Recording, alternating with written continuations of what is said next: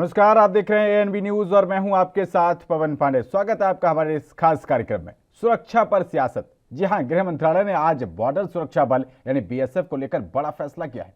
गृह मंत्रालय ने असम, पश्चिम बंगाल और पंजाब में बीएसएफ को सर्च और अरेस्ट करने का अधिकार दे दिया है। तीनों राज्यों में बांग्लादेश और पाकिस्तान बॉर्डर से 50 किलोमीटर देश के राज्यों में बीएसएफ कार्रवाई कर सकेगी। पुलिस की तर्ज पर अब बीएसएफ भी कार्रवाई करेगी और बीएसएफ नागालैंड, मिजोरम, त्रिपुरा, मणिपुर और लद्दाख में भी सर्च ऑपरेशन चला सकेगी और अरेस्ट भी कर सकेगी। गृह मंत्रालय के इस आदेश के सामने आने के बाद राजनीतिक विवाद भी खड़ा हो गया है। पंजाब कांग्रेस के पूर्व अध्यक्ष सुनील जाखड़ ने ट्वीट कर इसे केंद्र सरकार द्वारा पंजाब की सरजमीन पर कब्जा करने का आदेश बताया है और कोशिश बताया है। नए आदेश के मुताबिक बीएसएफ को सर्च और अरेस्ट करने का अधिकार पंजाब, पश्चिम बंगाल और असम में पहले 15 किलोमीटर तक था, जो अब 50 किलोमीटर तक बढ़ा दिया गया है। गुजरात में पहले 80 किलोमीटर था, जो अब घटाकर 50 किलोमीटर कर दिया गया है। सीमा सुरक्षा बल अधिनियम 1968 की धारा 139 समय समय पर केंद्र सरकार को सीमा बल के संचालन के क्षेत्र और सीमा को अधिसूचित करने का अधिकार देती है। गृह मंत्रालय ने अधिसूचना जारी कर सीमा से लगे इलाकों के शेड्यूल को संशोधित किया है, जहां बीएसएफ के पास पासपोर्ट अधिनियम, एनडीपीएस अधिनियम, सीमा शुल्क अधिनियम जैसे अधिनियमों के तहत तलाशी, जब्ती और गिरफ्तारी की शक्तियां होंगी।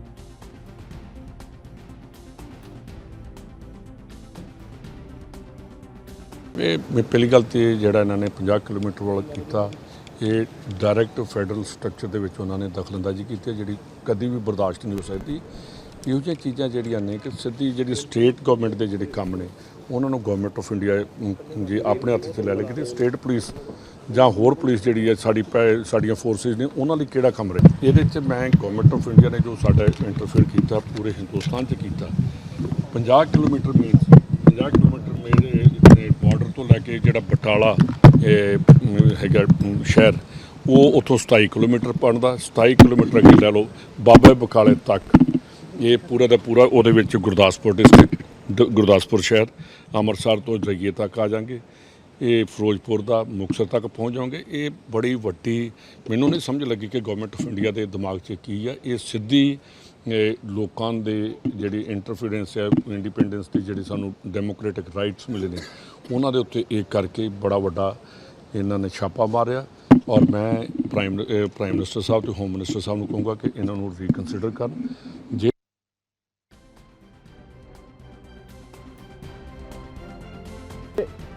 उप मुख्यमंत्री सुखजिंदर रंधावा को आप सुन रहे थे। उन्होंने साफ तौर पर कहा कि ये उनके संवैधानिक अधिकारों का हनन है और केंद्र सरकार अब इस मामले पर पुनर्विचार करे। साफ तौर पर वो कह रहे हैं कि अगर बीएसएफ ही वहां आकर सर्च ऑपरेशन चलाएगी, गिरफ्तारियां करेगी, तो फिर इसमें पुलिस के जो राइट्स है उनका आखिरकार क्या होगा। और इसी को लेकर पंजाब कांग्रेस के पूर्व अध्यक्ष सुनील जाखड़ उन्होंने भी ट्वीट करके बड़ा हमला बोला है। तो एक तरफ जहां गृह मंत्रालय बार बार दलील दे रहा है कि इससे हम आतंकवादी घटनाओं के ऊपर लगाम लगा सकेंगे, वहीं दूसरी तरफ जो विपक्षी दल हैं वो लगातार इसमें कहीं ना कहीं सरकार की मंशा पर सवालिया निशान लगा रहे हैं। और न सिर्फ कांग्रेस, अभी अकाली दल की तरफ से भी कुछ ऐसा ही बयान आया है। उन्होंने भी इसे संप्रभुता पर जो राज्यों को अधिकार दिए गए हैं उस पर एक तरीके से वज्रपात या फिर निशाना बताया है। तो गृह मंत्रालय ने बीएसएफ को लेकर यह बड़ा फैसला किया है। बीएसएफ को सर्च और अरेस्ट करने का अधिकार दे दिया गया है। सीमा से 50 किलोमीटर के दायरे में बीएसएफ को यह बड़ी ताकत मिल गई है। आपको बता दें कि इसमें बांग्लादेश और पाकिस्तान बॉर्डर से जो सटे हुए इलाके हैं उनमें 50 किलोमीटर तक अब बीएसएफ कार्रवाई कर सकेगी और इनके साथ साथ नागालैंड, मिजोरम, त्रिपुरा, मणिपुर और लद्दाख में भी सर्च ऑपरेशन चला सकेगी, साथ ही अरेस्टिंग यानी गिरफ्तारी भी कर सकेगी। गृह मंत्रालय के ये आदेश आने के बाद राजनीतिक विवाद खड़ा हो गया है।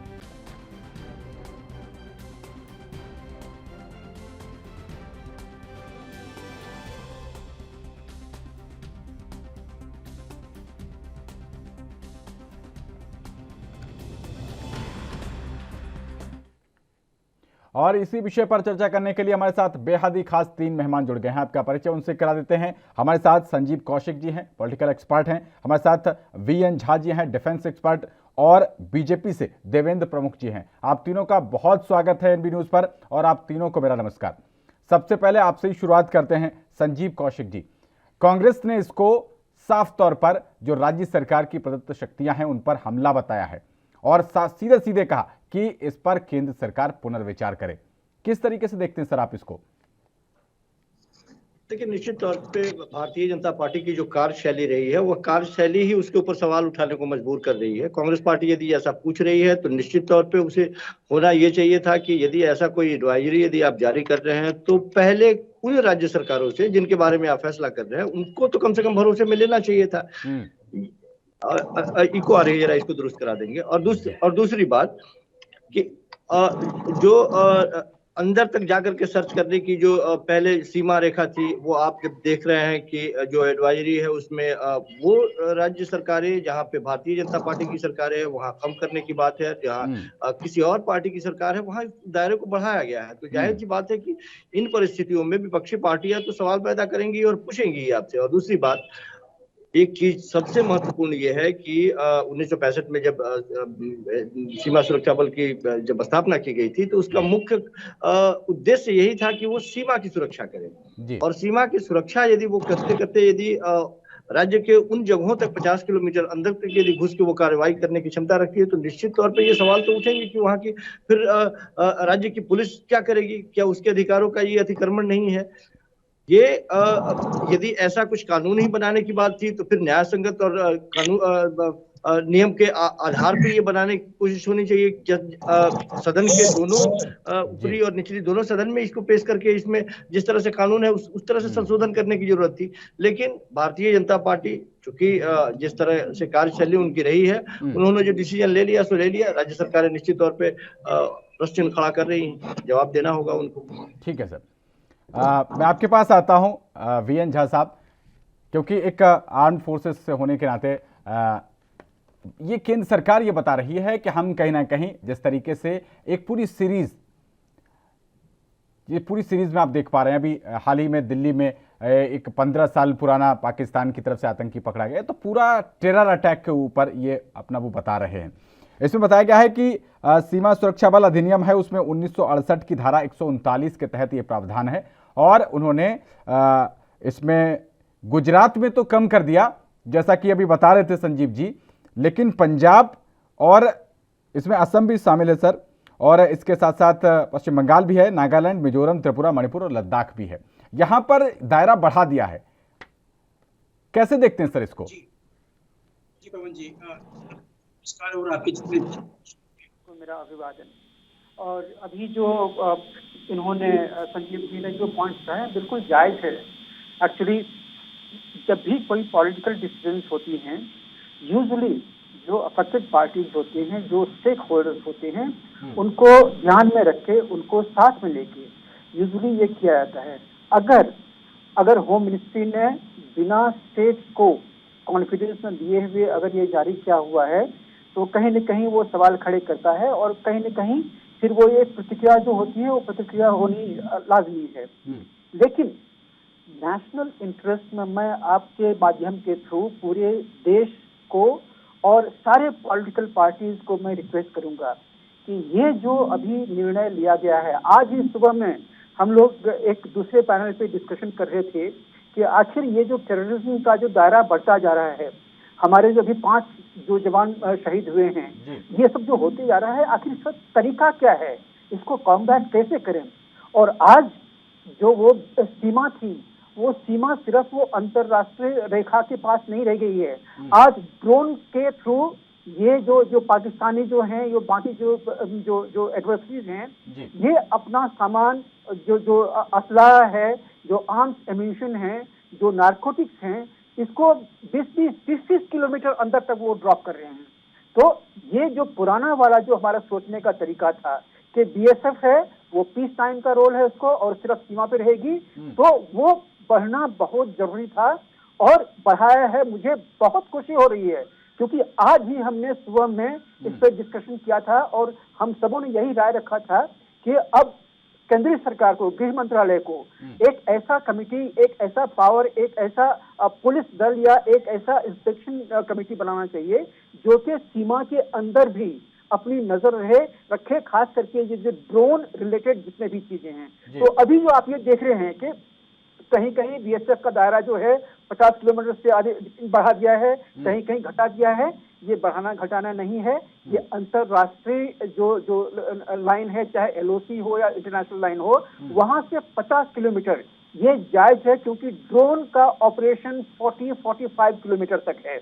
तो अगर उसमें कुछ भी अगर ड्रॉप होता है या कुछ भी डिलीवरी होती है, तो इसकी खबर बीएसएफ को होनी चाहिए, इसकी खबर सेना को होगी, और वो अपने जो मोबाइल यूनिट्स हैं उसके मार्फत वो अब निर्देश दे पाएंगे कि फलाना जगह जाओ और वहां पे ये सामान ड्रॉप हुआ है, वहां जाके सीज करो।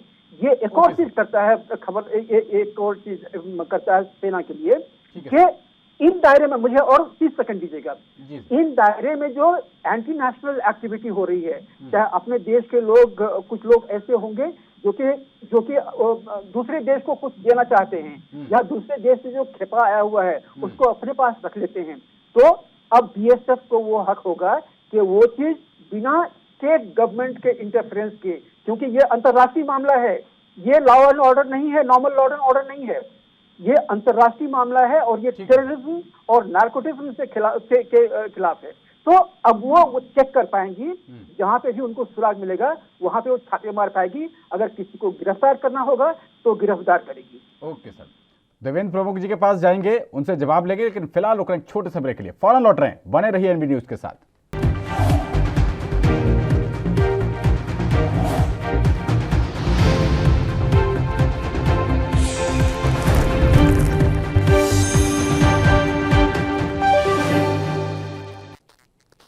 तो ब्रेक के बाद आपका स्वागत है। आज बड़ा फैसला गृह मंत्रालय की तरफ से किया गया है और बीएसएफ को असम, पश्चिम बंगाल और पंजाब सहित कई राज्यों में अब सर्च के साथ साथ अरेस्ट करने का अधिकार भी दे दिया गया है, दायरा भी बढ़ा दिया गया है। इसी विषय पर हम चर्चा कर रहे हैं और हमारे साथ बेहद ही खास 3 मेहमान लगातार जुड़े हुए हैं। हमारे साथ संजीव कौशिक जी, पॉलिटिकल एक्सपर्ट, हमारे साथ VN Jha ji, defence expert, और बीजेपी से देवेंद्र प्रमुख जी हैं।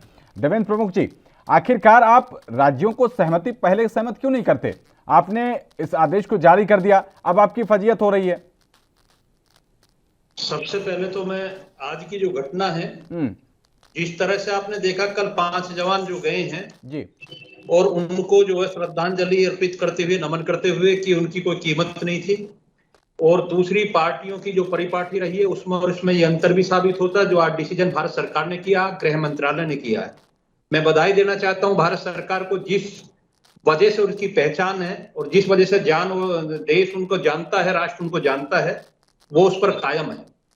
क्योंकि अब से पहले सैनिकों के सर कटे, बॉर्डरों पर बड़े बड़े जो हैं अंदर तक अटैक हुए, लेकिन ये कहा गया कि ऊपर का कोई दबाव है, इस वजह से हम इस पर कार्रवाई नहीं कर सके। आज जो बड़ा डिसीजन हुआ है वो 50 किलोमीटर अंदर तक बीएसएफ जिस तरह जाकर ठोककर जवाब देना चाहती थी, वो सरकार ने आज वो परमिशन दी है। इससे पहले भी कई घटना ऐसी घटी, आपने चाइना बॉर्डर पर देखा किस तरीके की बात थी कि वहां हमारे जो समझौते थे वो 70 साल पुराने थे। जब चाइना को अंदर आना होता था तो सारे खूंटी पटक जाते थे, ऊपर टांग देते थे, खूंटी बोलते हैं उसको देहाती भाषा में। और जब कहीं हमारी बात आती थी तो हमारे ही रोडों को और हमारे ही सैनिकों को धकेल कर अंदर कर दिया जाता था, पीट दिया जाता था, यहां तक कि चोटें मारी जाती थी। लेकिन पहली बार हमने जवाब देना सीखा। आज मैं नमन करता हूं, जवान हमने जरूर खोए हैं, लेकिन हम उसका बदला लेने में ज्यादा समय नहीं लगते। मुझे कोई दिक्कत नहीं, मैं गर्व के साथ कहना चाहता हूं कि आज देश में ऐसी सरकार है। मैं राजनीति से हटकर अलग बात कर रहा हूं। जब देश के जवान जाते हैं तो किसान के, देश के किसान का भी नाम मैं ले रहा हूं। पिछले 10 महीने से जो किसानों की हालत हो रही है, आज एक भी निकल कर, जो भी है, जितने भी हमारे मेडल्स बाज हैं, जिन्होंने मेडल इकट्ठे किए हैं, जो धर्म की और एकता की बात करते हैं, वो जवानों को नमन नहीं करते, किसानों की चर्चा जरूर करते हैं। नहीं आ रहा कोई भी, कल से कोई निकल कर नहीं आया कि ये क्यों घटना हुई है। रही बात राज्यों की, सेंट्रल सरकार को, सेंट्रल गवर्नमेंट को पूरा अधिकार है कि देश की सुरक्षा में कोई जरूरी नहीं है कि हम परमिशन लेकर ही अंदर जाएंगे। जब बिगर परमिशन के हमारे जवान ठोक दिए जाते हैं, मार दिए जाते हैं, तो भारत सरकार की जिम्मेदारी बनती है कि पाकिस्तान जैसे जो हमलावर देश बैठे हुए हैं, जो आतंकवाद के बाप है पूरी दुनिया में साबित हो चुके हैं, उनको इसी भाषा में जवाब दिया जाना चाहिए। 50 किलोमीटर नहीं, मैं तो ये कहता हूं जरूरत पड़े तो 500 किलोमीटर अंदर जाओ और बीएसएफ 5 की जगह 2500 मारो, 50 मत मारो, 2500 मारो, तब तक नहीं इनकी भाषा में मारोगे तब तक इनको समझ में नहीं आएगा। ये कोई बुद्धिजीवी वर्ग नहीं है, ये बुद्धिजीवी वर्ग नहीं है, इसे ये कहते हैं जी तो कतलाम में विश्वास रखते हैं। लेकिन ये वो लोग हैं और इसी भाषा को आवाज मिल समझते पा रही है आपको। देवेंद्र प्रमुख जी, आपने अच्छा किया, ठीक है, बाकी राज्यों में सीमाएं बढ़ा दी, लेकिन गुजरात में तो आपने जो 80 किलोमीटर तक पहले दायरा था उसको घटा के आपने 50 किलोमीटर कर दिया, इसमें कमी क्यों कर दी? इसलिए आपकी मंशा पर सवाल उठ रहे हैं। नहीं, आप क्वेश्चन अच्छा रहा। गुजरात में अगर कहीं दिक्कत होती है तो आप 80 की जगह जो है उसको 180 कर लो या 200 कर लो, वो कोई दिक्कत नहीं है। दिक्कत बता के थोड़ी ना आती है देवेंद्र प्रमुख जी। संजीव कौशिक जी आ जाओ, बस आपके पास ही आ रहा हूँ। हाँ देवेंद्र प्रमुख जी, दिक्कत बता के थोड़ी ना आती है। अगर ये पहले से ही प्रिकॉशनरी मेजर लिया गया है तो इसमें गुजरात को भी शामिल करना चाहिए था, वहां घटाया गया, बाकी राज्यों में बढ़ा दिया गया। क्या इस वजह से क्योंकि देश के प्रधानमंत्री और देश के गृह मंत्री का वो गृह राज्य है? नहीं, आप इसे राजनीतिक रूप ना दें। ये मैं राजनीतिक रूप नहीं दे रहा सर, ये तो विपक्ष दे रहा है। जो पंजाब के डिप्टी सीएम है उन्होंने साफ तौर पर कहा कि ये स्टेट के जो अधिकार हैं उनके लिए हनन है और इस पर पुनर्विचार होना चाहिए। देवेंद्र जी, नहीं, कल से और आज तक पंजाब के डिप्टी सीएम से लेकर या जितने प्रदेशों के नाम लिए उनके गृह मंत्री या मुख्यमंत्री की ड्यूटी नहीं बनती थी कि वो इस तरीके से इस पर कोई बयान दें, या जो रोज रोज मेडल फेंकने वाले लोग थे, किसान धरने से लेकर सब पर चर्चा कर रहे थे, क्या उन्हें नहीं लगा कि सीमा भी सुरक्षित है? कहीं भारत की दिक्कत हुई है, जवानों की, हमारों की जान क्यों गई? सरकार को उस पर कितनी जल्दी डिसीजन लेना है? आप जिस तरह से 10 महीने से हल्ला काट रहे हैं देश में और रोज की ड्रामेबाजी नहीं कर रहे हैं, क्या सीमाओं की चर्चा नहीं होनी चाहिए? चलिए चर्चा होनी चाहिए थी, लेकिन अगर उनको भी साथ में बिठा लिया जाता टेबल पे और उसके बाद बात कर ली जाती तो शायद और सहयोग मिल जाता। देवेंद्र जी लौटते हैं आपके पास, लौटते हैं। संजीव जी कुछ ऐड करना चाह रहे हैं, आता हूं, वापस लौटता हूं देवेंद्र जी आपके पास। संजीव जी कुछ ऐड करना चाह रहे हैं, उसके पास मैं बीएन झा के पास जाऊंगा, फिर आपके पास आता हूं। देवेंद्र जी देखिए जनाब, भारतीय जनता पार्टी की जो कार चली रही है उस पर जरा नजर डालेंगे तो आपको सब कुछ साफ दिखाई देगा, चाहे सेना हो या फिर आतंकवाद हो। जब तक आप इसका इस्तेमाल राजनीतिक लाभ के लिए करेंगे, निश्चित तौर पे स्थितियां ऐसे ही बिगड़ती रहेंगी। आप जब नजर उठा के पीछे की तरफ देखते हैं तो चाहे वो कश्मीर का मामला हो या फिर पुलवामा का कांड हो, वो हमने देखा है, या फिर सर्जिकल स्ट्राइक निश्चित तौर पे एक बहुत बड़ी उपलब्धि है जिसे बार बार ये सामने लाने की कोशिश होती है। लेकिन ये मत भूलिए कि उसी सर्जिकल स्ट्राइक के बाद 2019 के चुनाव में जब उन शहीदों की तस्वीरें लगाई गई थी तो सेना ने ही आपत्ति दर्ज कराई थी और कही थी कि नहीं, मेरे शहीदों की तस्वीरें लगा के आप राजनीति नहीं करेंगे। पुलवामा में जब इस तरह की बात होती है तो आप डंके की चोट पे कहते हैं कि हम घर में घुस के स्ट्राइक। कई पार्टियों ने ऐसा किया, सेना के जवानों का इस्तेमाल कई पार्टियों ने किया, लेकिन संजीव जी किसी पार्टी ने, सुनिए, इसमें असम को भी किसी पार्टी ने किया गया है और असम में बीजेपी की किसी पार्टी, क्या भारत के इतिहास में किसी पार्टी सिक्योरिटी जैसे इतने गंभीर मसले पर कुछ कड़वी दवाइयां लेनी पड़ती हैं? बिल्कुल, मैं यही तो कहना चाह रहा हूं कि जब तक आप इसे राजनीति का हिस्सा बनाएंगे, आप ईमानदार होते तो निश्चित तौर पे ईमानदारी के साथ यदि ये पहल किए होते तो इस तरह का कोई प्रश्न खड़ा नहीं होता। हम यही तो कह रहे हैं कि भारत के इतिहास में आपने कहा कि कई बार सेना का इस्तेमाल किया, लेकिन आईएसआई आकर के पठानकोट में जब हम जांच करके जाती है, ये तो भारत के इतिहास में कभी नहीं हुआ था, ये तो पहली बार हुआ था, हम लोगों ने देखा।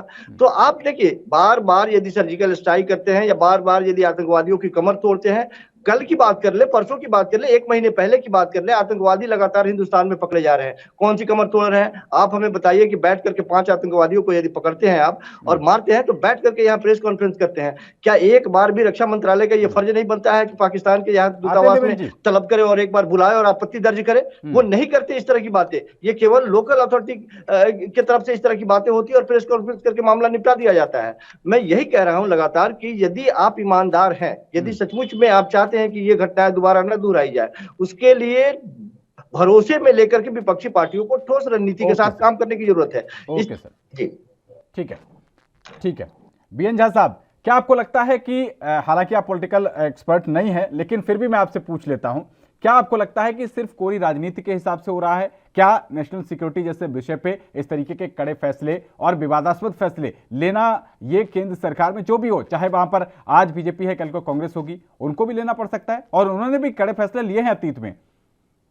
पवन जी, अगर आपके ये भारतीय जनता पार्टी के जो प्रवक्ता हैं जी, अगर को पूरा पता है, तो ये पता है कि ये डिसीजन लेने से पहले क्या जो कैबिनेट सेक्रेटरी थे या चीफ सेक्रेटरी थे उन स्टेट्स के, उनसे कोई आदान प्रदान किसी चीज का हुआ ही नहीं हुआ है, विचार का आदान प्रदान हुआ है नहीं हुआ है।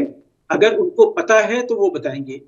यूजुअली जो सर्विस प्रोटोकॉल होते हैं होम मिनिस्ट्री के, उसमें होम मिनिस्ट्री ऐसा कोई भी एक्शन लेने से यूजुअली 1-1.5 महीना या 2 महीना पहले जो स्टेट गवर्नमेंट्स होते हैं उनकी चीफ सेक्रेटरी को यूजुअली ये प्रपोजल भेजते हैं और उनका इनपुट लेते हैं, उनका इनपुट लेते हैं। अगर ऐसा कुछ नहीं हुआ है तो ये गलत है।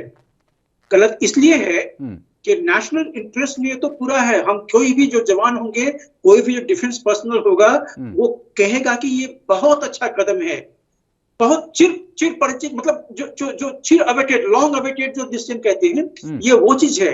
लेकिन अगर उनको बता देते, हम जानते हैं कि पंजाब की सरकार जो है और बंगाल की सरकार है, ये सरकार कभी भी एग्री नहीं करेगी, कभी एग्री नहीं करेगी कि हाँ तुम ये चीज करो, लेकिन फिर भी उनको एक बार बताना बनता तो है। क्या ये दायरा बढ़ा देना, इसका कोई पॉलिटिकल, अगर देखा जाए पॉलिटिकल लाभ लिया जा सकता है, कोई पॉलिटिकल माइलेज? देखिए, इसमें कोई पॉलिटिकल माइलेज नहीं है। ये सिर्फ एक ही चीज है कि आज के दिन में ड्रोन के चलते जो अंतरराष्ट्रीय सीमा हुई है वो काफी अंदर तक आ गई है। और आप ये भी याद कीजिए, जो एक्स चीफ मिनिस्टर थे पंजाब के, कैप्टन अमरिंदर सिंह, उन्होंने वेरी क्लियरली कहा था कि बड़े जखीरे जो हैं आर्म्स के आए हुए हैं भारत में। ओके सर, देवेंद्र तो इसलिए सीमा अंदर आ गई। Closing remark sir. देखिए वीएन सर ने बहुत अच्छा कहा, बहुत अच्छी बात भी याद दिलाई है कि कैप्टन साहब ने जहां मंशा जाहिर की है, हो सकता है बिल्कुल लोकतांत्रिक तरीके से ये परमिशन मांग सकते हैं आप। लोकतंत्र में आपका अधिकार है कि सरकारों को विश्वास में लेना बहुत जरूरी है, लेकिन नेशनल जब कहीं मामला आता है सिक्योरिटी का, कहीं खतरा हो, जब बीएन सिंह ने स्वयं ये स्वीकार किया है कि मुझे कांग्रेस और सिद्धू की मंशा पर संशय है, तो भारत सरकार कैसे यकीन करती है? भारत सरकार के 5 जवान कल हुए हैं और हमने 1 जवान के बदले 500 मारने का माजदा बना रखा है। तो ये कोई चीज ऐसी हो सकती है कि उन्हें बुरा लग रहा हो, लेकिन हमारी मजबूरी है कि हमें डिसीजन बिल्कुल स्ट्रिक्ट लेने हैं, राष्ट्र हित में लेने हैं, सीमाओं की सुरक्षा में लेने। चलिए, बहुत शुक्रिया। वक्त इतनी इजाजत दे रहा है वीएन झा साहब, संजीव कौशिक और देवेंद्र प्रमुख जी, आप तीनों का बहुत शुक्रिया एनबी न्यूज से जुड़ने के लिए। लेकिन अभी जो राजनीतिक बयानबाजी चल रही है, इस पर अभी एक और पूरी सीरीज आनी है और उस पर पल पर रहेगी एनबी न्यूज की नजर। फिलहाल इस पेशकश में इतना ही। देश और दुनिया की तमाम अहम खबरों के लिए बने रहिए एनबी न्यूज के साथ। नमस्कार।